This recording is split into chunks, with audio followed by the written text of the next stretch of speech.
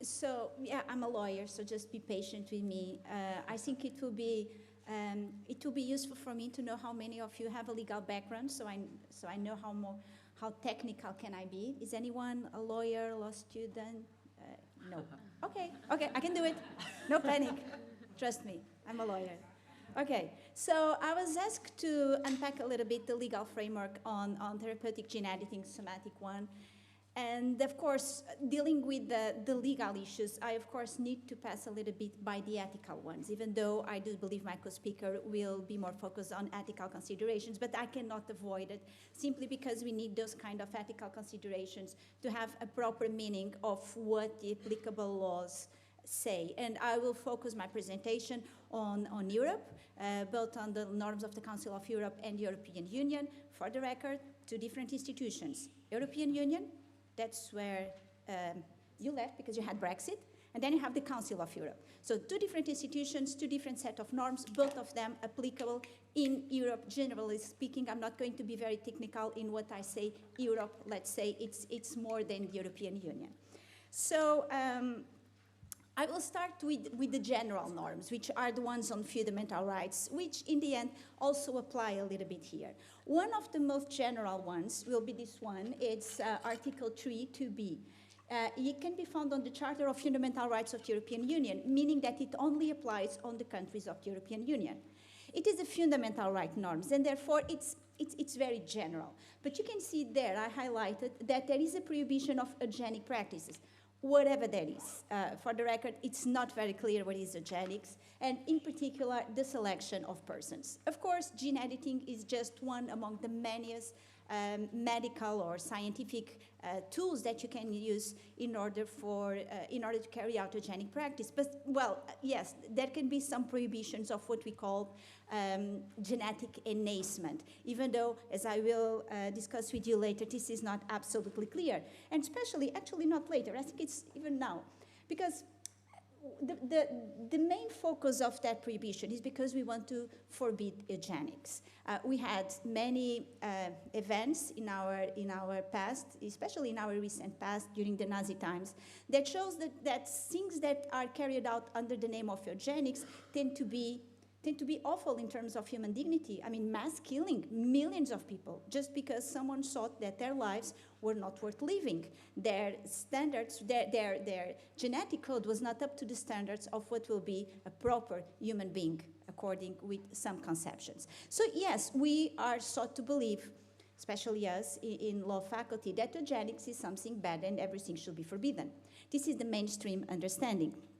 I have to say I have a slightly different one, because I think the word eugenics can have potentially very different meanings. And eugenics, in the very basics, it's about the improvement of humankind, of human species. And if you think about it, that's pretty much what we have been doing in this planet since we came around. We have become more intelligent, stronger, healthier.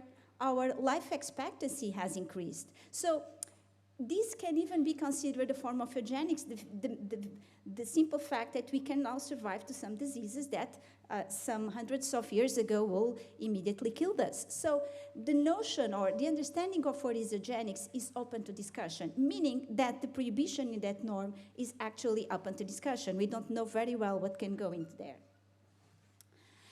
Related to eugenics, there is also the issue of discrimination, because what happened during our recent events, and even the past events, is that we performed this kind of negative eugenics by killing people or preventing some people from being born, because we, for instance, sterilized the mentally handicapped and so on, because there was a notion that they are not equal. We have us, the perfect ones, and there are the others. So there is an issue of discrimination. Again, considerations about equality and discrimination are on the basis of that prohibition on the Charter of Fundamental Rights. In what regards specifically therapeutics gene editing, there are still some issues involving discrimination. For instance, it has been said that if you perform this therapeutic gene editing in some individuals, this will be a way of discriminating all the ones that still continue to live with that disease because they were not subject to gene editing. So there we have the discrimination. If you look very closely, you can find discrimination pretty much everywhere. And I found that argument surprising because, look, according with recent data, we know that, let me see if I don't make any mistake, more than 10 million people died of cancer worldwide in 2020. So lots of people dying with a disease that, imagine, in the best of the worlds, we can find a gene editing therapy to deal with it. I know we are not there yet, but just suppose that. Well, under the argument of discrimination, eventually will be prevented to carry on these gene editing therapeutic procedures on a couple of individuals, just because there are still so many people that will not have access to these genetic therapies. So the argument of discrimination or the argument of equality, even though very appealing theoretically, in the end can lead to some outcomes that are, of course, a little bit surprising. Now, another argument still related with discrimination and with access to genetic therapeutics is the one of the gene rich and the gene poor and the genetic apartheid, and the fact that not so many people will be able to pay for these techniques. We have a problem in our community, and this is not related to gene editing, is the fact that we do not have enough health resources to cover everyone. This is an issue we have. Even disregarding gene editing. If we go for treatments that are publicly funded, simply there are not so many. So many people will have to pay out of their pockets. But of course, not all can pay, especially when it comes to these very expensive treatments. So the argument here is that we will be discriminating by allowing some people, the ones that can pay for it, to have access to these genetic therapies, while all the other ones, the ones that do not have money, will be simply dying. And again, I found appealing that this argument is usually only invoked when it comes to this kind of more complex moral ethical treatments such as gene editing, but not for all the other treatments. Look, again, very recent data. 1 in 5 children still do not have access to basic vaccination. If I follow this argument, let's treat everyone equally. If some of them cannot have access, no one should have access. So all the other 4 children should be prevented from being vaccinated, which of course makes entirely no sense. So even though these norms of course aspire good values, ethical, legal values of our community, namely equality, in the end, it all depends on the interpretation, and some interpretations can lead to these at least weird results. Now, let me unpack now a norm which is much more clear in what regards what is forbidden or not. Now, this is a norm that you can find on the Convention of Human Rights in Biomedicine, also known by Oviedo Convention, because if you notice there, the name of that convention is actually very, very long. So let's call it Oviedo Convention. Now, this one does not belong to the EU, because it was not created by the European Union. It was created by the Council of Europe. And in Article 13 of this convention, you can find a norm about interventions on human genome. And it very clearly states, or not so clear, as we shall see, but it states the 2 requirements for interventions on the human genome to be considered lawful. I highlighted them. So first requirement, I'm going to read. They can only be undertaken for preventive diagnosis or therapeutic purposes. So this will be therapeutic genetic interventions, broadly speaking. Second requirement, they are cumulative. Only if its aim is not to introduce any modification in the genome of any descendants. So, let's talk a little bit about each one of these requirements. The first one, the therapeutic genetic interventions. For us, in the legal world, and probably also in your field of study, there is a basic dualism between what we call therapeutic genetic interventions and non-therapeutic one, also known as human enhancement, right? Now, I think when we talk about therapeutics, immediately our feeling goes to think something related to health, right? It's therapeutic, should be related to health. It's fair to say that. But what is health? What is health? Because I don't know if you have it very clear, for us lawyers it is not. We don't have a proper definition of health. Of course, we have the one, the very well-known one of the World Health Organization, which is everything but useful. Because look, health is a state of complete physical, mental, and social well-being. Well, if that is the case, I can tell you for sure I was never healthy in my life. I am not healthy now. I was never like that. This is so utopic. You cannot operate with this concept. And because we don't know what health is, of course, we also don't know what it is a disease. And for us, and from a legal perspective, we have especially some gray areas. A very simple example. colorblind, being colorblind. Is color blindness a disease? Can I use gene editing saying that it is therapeutic to cure being colorblind? What about being gay? Is that a disease? And you know where this is going. I'm going into a very dark discussion. Is sexual orientation related to my health or my disease? What about paraphilia, such as pedophilia? Is that a disease? Because if we conclude that these things are diseases, I can, allegedly, at least under Article 13 of the Oviedo Convention, use gene editing saying, this is therapeutic, I can use it, it's allowed.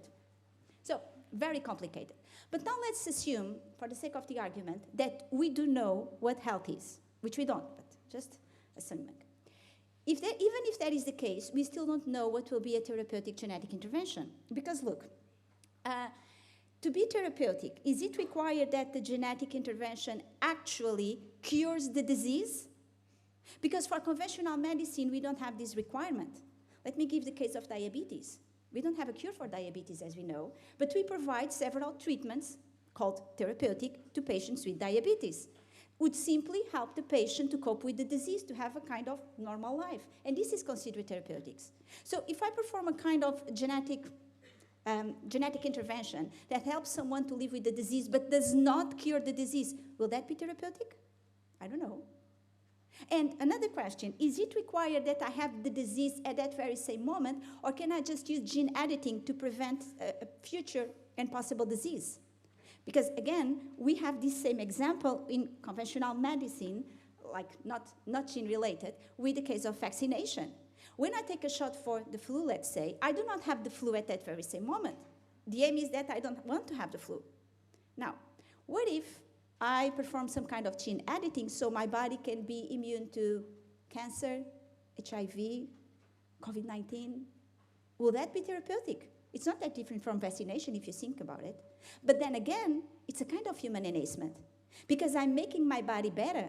My body will be better than yours. Because you and me, we were not born being immune to such diseases. So it's still a genetic enhancement, the difference being that is a health-related genetic enhancement.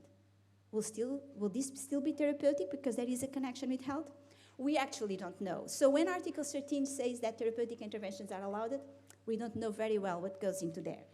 Now, let me go to the second requirement. It says that the genetic modifications can only affect my body, cannot be passed to my offspring. And this, of course, you know that better than I, so I'm not going even to humiliate myself trying to make this distinction, you know, the difference between somatic and germinal. So basically the norm says that you can only use somatic genetic interventions. You cannot go for germinal interventions, even if they are therapeutic ones. Now, what will be the reason behind this prohibition?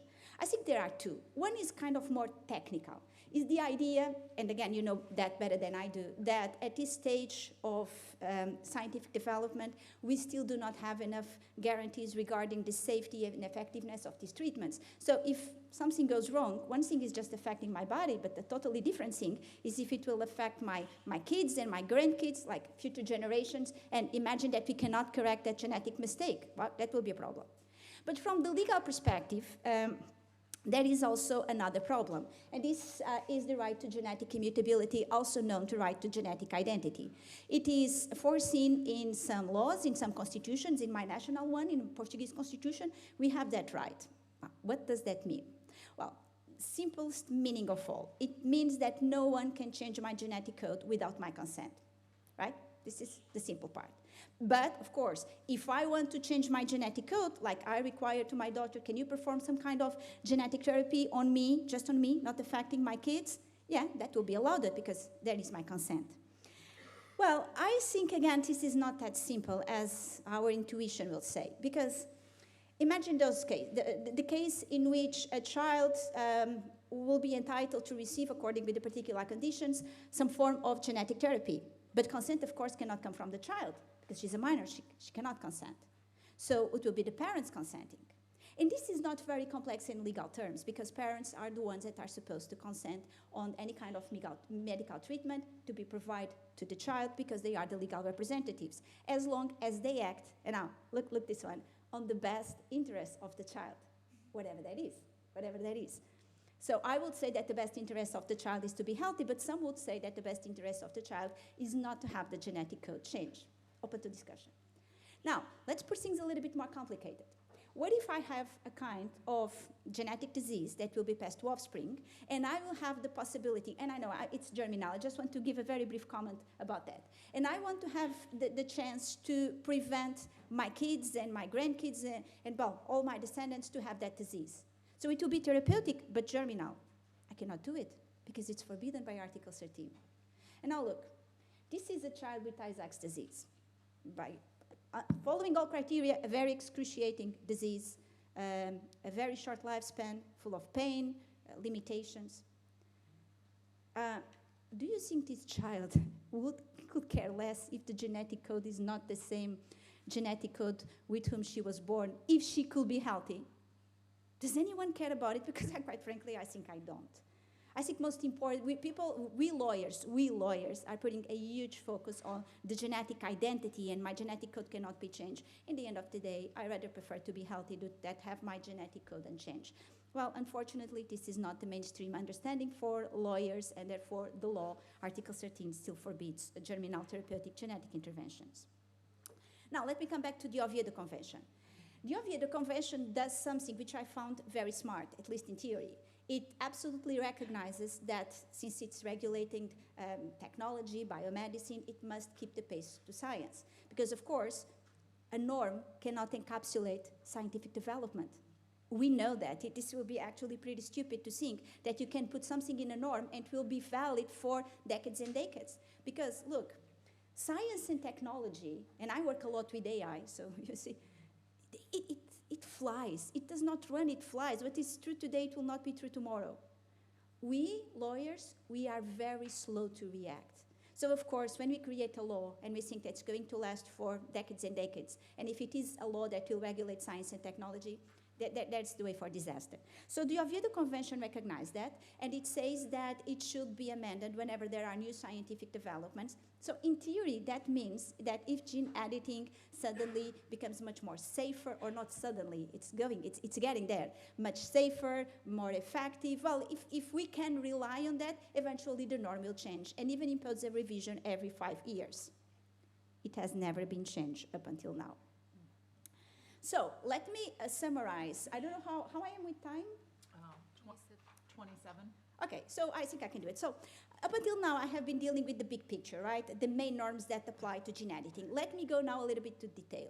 Because to summarize, what we have now is that what is allowed here in Europe are only therapeutic interventions. We don't know very well what that is. Not for eugenic purposes. We don't know very well what that is. And they can only affect my body, only somatic. Even if germinal interventions are therapeutic, they will be forbidden. That's the current state of the art in legal terms. So let me focus on what is allowed. Somatic therapeutic genetic interventions. As you know, they can be provided to patients using different mechanisms. I will focus on this one, which are drugs, pharmaceuticals, right? Which are a way in which we can provide gene therapies to patients. Now, in the EU, these kind of drugs are called advanced therapeutic medicinal products, ATPMs for short. This is actually a very broad concept because it encompasses drugs that are formed based on genes, so related to gene therapy, but ones also that are based on cells, related to stem cell therapy, and also the ones based on tissues, and thus related to tissue engineering therapy. So a very broad concept. If you notice, all these drugs are composed by biologic material, right? So the question is, when is that the biologic material stops being treated as biologic material and start being treated and regulated as a drug? What needs to happen? And actually, one of two things have to happen. Either that genetic material, so in the case of our discussion, genes, has to be subject to substantial manipulation, or we have genetic material that comes from a donor, because in theory it can come from me, it can be my own genes, but it comes from a donor, and it is inserted into my body to perform a substantial different task than the one it was performing into the donor's body. They are not cumulative. Only one is enough. If one of these things happen, these genes will not be regulated as biologic material anymore. They will be regulated as ATMPs, therefore as a drug. And as any drugs in the EU, they are regulated by this 2001 directive, Directive 83/2001, which is the legal framework of pharmaceuticals for human use. And also by this 2007 regulation, which introduced the legal regime of ATMPs into the referred directive. Now a little bit about the world of pharmaceutics here in the EU, but it's not that different if you look in different parts of the world. Before any drug reaches the market, as you know, it must get what we call the marketing authorization, MA for short. The marketing authorization is a kind of seal of guarantee. It does not say that the drug is absolutely safe and efficient. We can never say that, especially in what comes to safety. You know better than me that every drug carries risks, every simple drug, everyone. So what happens is that when deciding if the drug is going to have a marketing authorization, the drug authorities will have to do this risk-benefit assessment. And if the benefits surpass the risks and justify the risks, we say that the assessment is positive and the drug will have the marketing authorization. It's as simple as that, even though actually this takes years and years, is very bureaucratic, very complex, very expensive. But in theory, it's simple. Now, in the case of ATMPs, there are a couple of specific features which are not unique to ATMPs, but they do verify regarding ATMPs. The first one, most of the drugs can have the MA granted either by national drug authorities, the German, the Italian, the Spanish, or by the Central Drug Authority, which is EMA. In the case of TMPs, only EMA can grant the marketing authorization. So the centralized approval procedure is mandatory, under the idea that ATMPs are particularly risky and complex products, so you want a uniform assessment valid for all the EU. The other characteristic is that ATMPs, even though as a rule they do require a marketing authorization before being provided to patients, sometimes patients can use it without having the marketing authorization, and therefore while the drug is still under development. And these are called the early access mechanisms. Now, a little bit into that. For ATMPs, we have 3 early access mechanisms. You have compassionate use, named patient use, and hospital exception. The first 2 of them are valid for other drugs. The third one is specific to ATMPs. So compassionate use is a procedure which is initiated by the pharma company that will decide to provide access to the drug still under development to a group of patients based on humanitarian considerations. You have patients in absolute need, in pain, dying. There is no other therapeutic alternative in the market, and so we decide that they can run the risk. This is compassionate use. Named patient use is not that different in the end. Well, I think the main difference is that the process here is started by a doctor represented a patient or a group of patients that, again, requires access to the drug while it's still under development. And now you have the tricky part, hospital exception. And this is particularly complex, and it's specific to ATMPs. So here what you have is a magistral formula. That is a kind of, it's a drug that is developed in the pharmacy of an hospital. So it's a tailor-made product, it's a customized product, is prepared under the direct supervision of a doctor based on an individual medical prescription to a given patient and prepared just one time. There is not a frequent preparation of that drug. So this is hospital exception. Well, these early access pathways carry a couple of issues here. The first one is that even though EU norms have a kind of general legal framework on how they should develop, there is a huge margin of discretion for member states. And some national governments are a little bit more susceptible than others to lobbies, pharma lobbies, private clinic lobbies. And so the regime to have access to ATMPs using the early access pathways actually is not the same across the EU member countries. It varies. The second issue is related specifically to the hospital exception. The hospital exception, as I refer, is specific to ATMPs. We don't have that many of those drugs here in the EU. So we don't use it that much, meaning that some of the concepts that frame the hospital exception still do not have a uniform and clear interpretation. For instance, we don't know very well what is an industrial manner, where is non-routine basis, where is custom-made. The interpretation of those concepts, which are core concepts to apply the hospital exception, is still open to debate. The second issue is that we are talking about magistral formulas. So because it's a tailor-made product for one particular patient, we don't have particularly a standard, a model. We cannot say, oh, the drug is not as safe as this one. So it makes very difficult to define the safety profile and to decide when is the drug safe enough to be used by a patient. And now let me put it there, say that in a very clear way. I'm not against early access pathways in what regards ATMPs. I do acknowledge that the procedure for drug approval in the EU and generally worldwide is very long, very complex, very bureaucratic. It might take years, and many good drugs just cannot complete the procedure. And meanwhile, you have patients that absolutely need that drug. So I'm up for it. I think this is good. My problem here comes from the fact that in the EU, at least, this is not properly, there is not proper oversight. There is not proper monitorization. So pretty much every country does a little bit what they feel like it. And this, of course, is creating a couple of legal issues. Because I do understand that there are several scenarios in which ATMPs, which still do not have their marketing authorization, are being provided to patients under proper conditions of safety and effectiveness. For a start, in clinical trials, right? But also in some early access pathways that happens. I'm not saying that every case of early access pathways is necessarily dangerous for patients. The problem, I believe, is not so much the fact that these ATMPs do not have a marketing authorization. In the end, we do know that the marketing authorization, it's not that absolute guarantee that everything is okay. It's not. It's an additional guarantee. So the problem for me, it's not that they do not have a marketing authorization, is that they are being provided in a very uncontrolled way. It's the lack of monitoring. And so basically the regime for early access pathways, especially hospital exception, is a little bit in the wild. It's a little bit Wild West. And so what we have is that these pharma laws are creating a new form of genetic tourism here in the EU. You don't need to go to Asia, you know all these things, you go to Asia to have a kidney, or you don't need. In the EU, you can actually do it.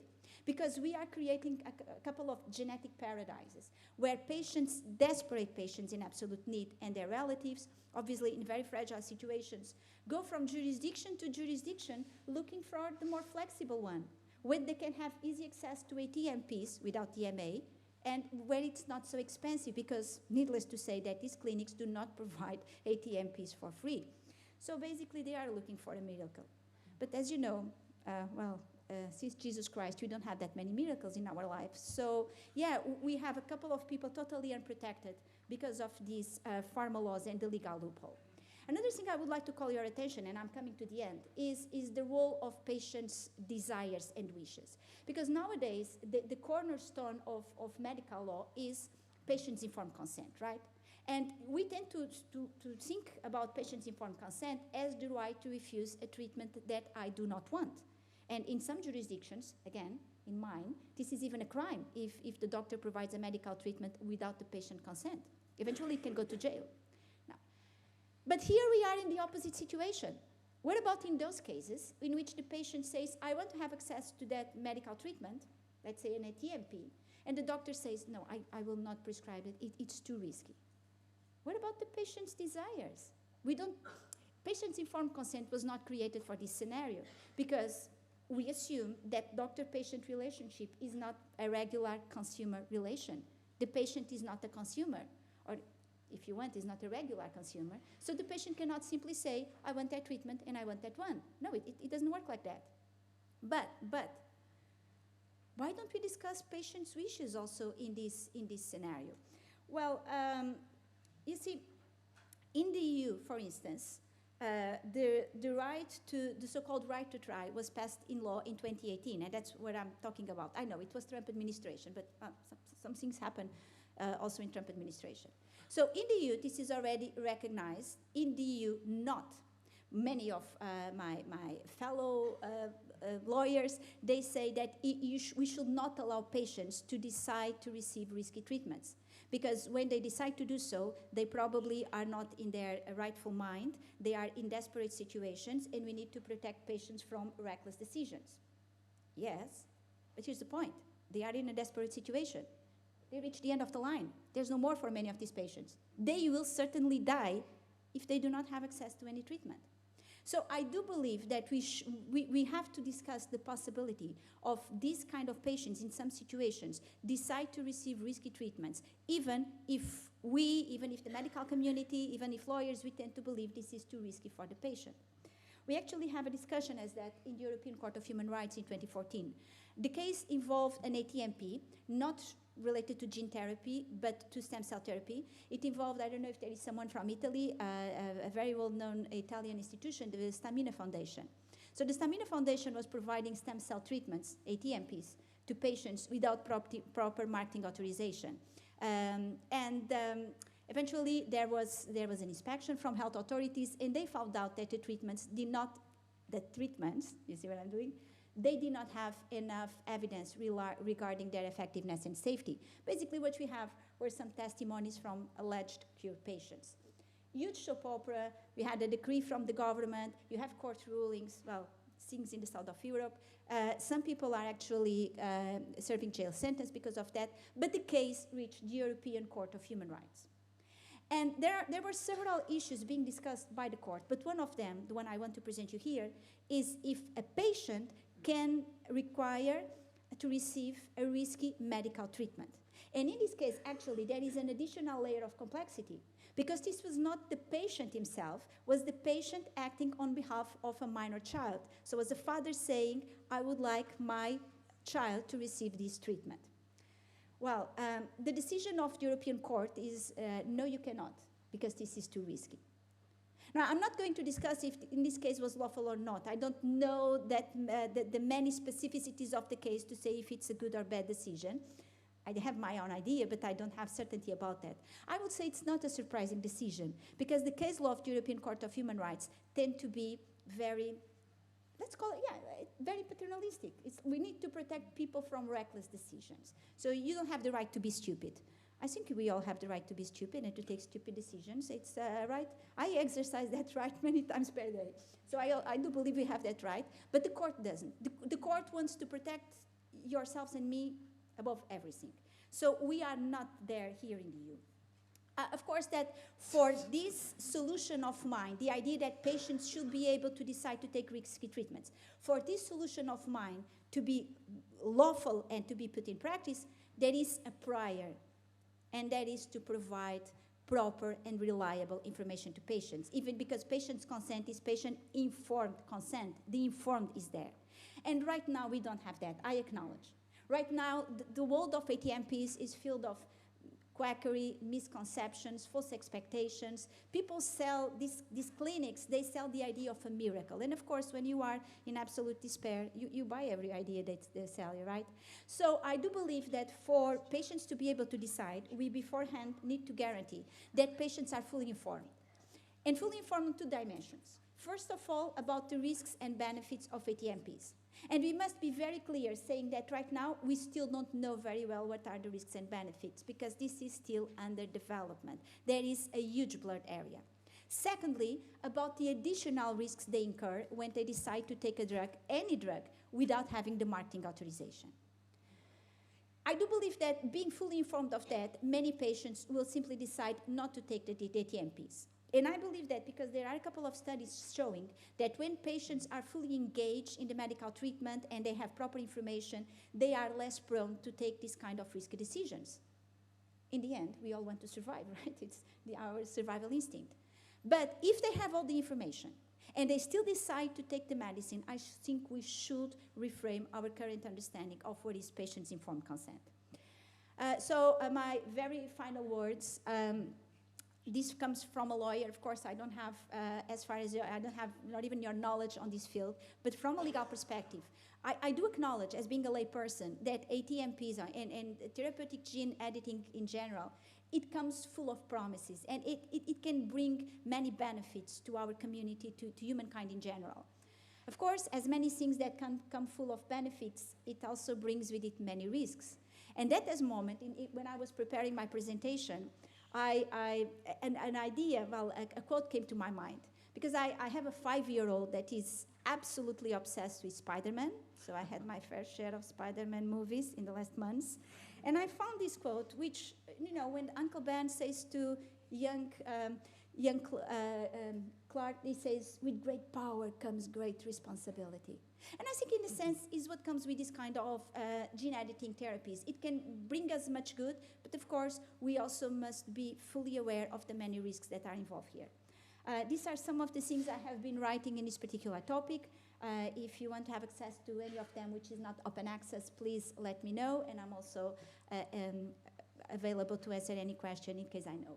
Thank you so much.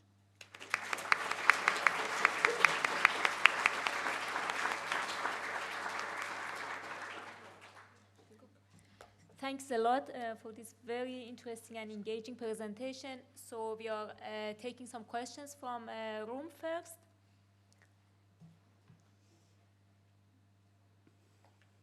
Yes. Yeah. Do we have a microphone? Yes, I think we have, and should come to you soon.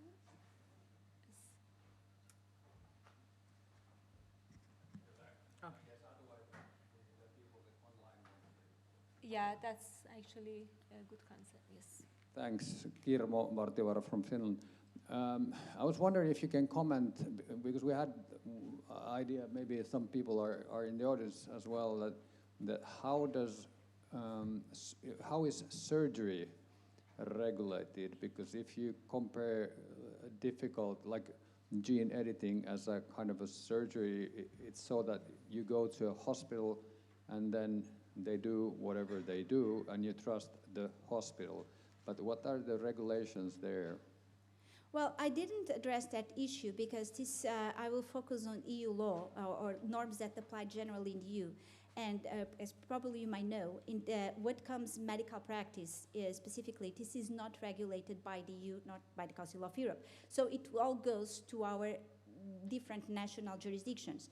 I don't know every single jurisdiction. The ones I know, the ones I'm more familiar, they do not have specific norms involving, in particular, medical malpractice in this particular domain. So what would apply are the general norms on the medical standard of care and civil and criminal liability. We do not have up until now specific legal framework for medical malpractice in gene editing. Yeah, that's kind of what we're sort of suggesting, that could that work that way as well, as instead of going to the ATMP, that you kind of, that would like a way forward how to get through this. But do you mean from a medical scientific point of view or a legal one? Well, kind of both. That the that you could, if you trust, a hospital would get a license to do something, a legal license, and then you could then argue, you wouldn't have to go through EMA in doing these kind of genetic treatments. Well, of course, I can only comment from the legal perspective because I don't have expertise on the other one. What I would say is that I actually don't think we will need a specific legal framework addressing that specific scenario. Because if we do that for any kind of medical activity, it will become too complex and too complicated, the legal norms applicable to practitioners. I would say that probably, because this will be a risky practice, it will have tremendous consequence in terms of professional insurance. Pretty sure some insurance will exclude gene editing from liability, as they used to do with risky practices. Which will be strange, because I'm pretty sure that also a professional insurance will be allowed to have such policy. So we'll have this clash between what insurance companies want and what the lawmaker wants. I will also say that most likely there will have, I will not say that we'll go for strict liability. Strict liability means that the person will be held liable without negligence, only by the simple existence of an arm. I don't think we should go for that. Most likely there will be several presumptions of culpability and causation. That's what I would think, because it's a risky practice. But if you see, the reason why I think that is because if we, right now, if we have such a case reaching a court, that's what will apply. Several presumptions of culpability, because in most jurisdictions we do allow presumptions of culpability in risky medical practices. Then we will have this, again, this conflict between the individual practitioner and the hospital, arguing who should be held liable, and probably the doctor will say, you did not give me proper training, and the hospital said, you did it in your own responsibility. So it will not be that much different from the regular medical malpractice cases we have right now. Trying to find look, I just hope that the EU does not create an additional legal framework because, well, EU now is very focused on digital, as you know. So I'm now, for instance, I'm now focused on AI medicine, which is becoming a nightmare with so many EU regulations. So please, EU, just don't, stay still. Okay, thanks a lot. Is there any other question from the room? If not, then I will use my chair privilege to ask you a question about, so you mentioned you are not fully satisfied with how oversight on the early access is managed at this moment at European level. There are a lot of fragmentation. Maybe it's not even robust enough. But do you have any alternative in mind? Do you think that really centralizing everything in terms of the oversight will be a solution, or it will create another bureaucracy for this? Look, I think that there is an in-between situation, which is not everything is very regulated at the central level and the EU decides everything, even because this is one of those cases in which a case-by-case assessment is required. And the opposite scenario, which is to leave huge margin of discretion to national member states. I think schools still have a case where the EU puts the legal framework, the general legal framework, as we have it right now. But we need to invest more in this kind of monitoring from health authorities, which right now doesn't exist, or if exists, many of them are just on the hands of these huge lobbies, because let's not forget that ATMPs, there's lots of money involved. They are being provided by small fortunes. And this is not only here. One of the papers I published, it was there. It was published with a colleague of mine from China. And it's pretty much the same thing in China and probably, I don't know, probably in South Africa. This is a huge business. And wherever there is money, show me the money. People decide differently when there's money involved. Great. Thanks a lot. Thank you. So we have one last question from the audience that they are following this session remotely. It's coming from Ove Kornak, and this participant is asking about a paternalistic approach that you mentioned, which is for protecting people from silly decision is not per se desirable, but the example of eteplirsen showed that families with rare diseases are very susceptible to PR by pharma and potentially also ambitious researchers. So it seems that informed decision making has its own limits. How do you solve this?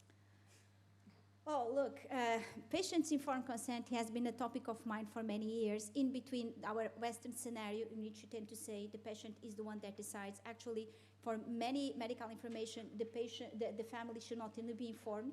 And now with the GDPR and health data, you know what I mean if you work with the GDPR, a huge concern. So this is our current trend in the West. And look, I worked many years with medical liability, and I always used to tell my doctors, just keep the family slightly informed. Not everything, medical secrecy, personal data, but do not alienate family and relatives, because otherwise they will go against you, especially if something happens to the patient. So you have this scenario in the Western world, which is very individualistic. You have the scenario, again, in China, which is very family-founded, even because of Confucianism. So the family is the one that decides, and the patient is totally overridden by family wishes. None of them is perfect. Should be the patient, should be the doctor to decide. Many are arguing that, saying that because sometimes people cannot think in a rational way because they are in this very desperate situation, nor the patient nor the relative. The patient, the doctor is the one that knows better. But if you think about it, we are coming back to 40 years ago or 50 years ago when the doctor knew better and the doctor was taking decisions on our behalf. That is not proper solution. All things considered, I still believe the decision belongs to the patient, which should be properly informed. There is a lot of wrong ideas, false expectations. Of course there is. Again, there is money involved. If there was not so much money, we'll not be talking about this issue. Okay, perfect. Thank you very much. Thank you. I think that we finished the questions. Thank you so much.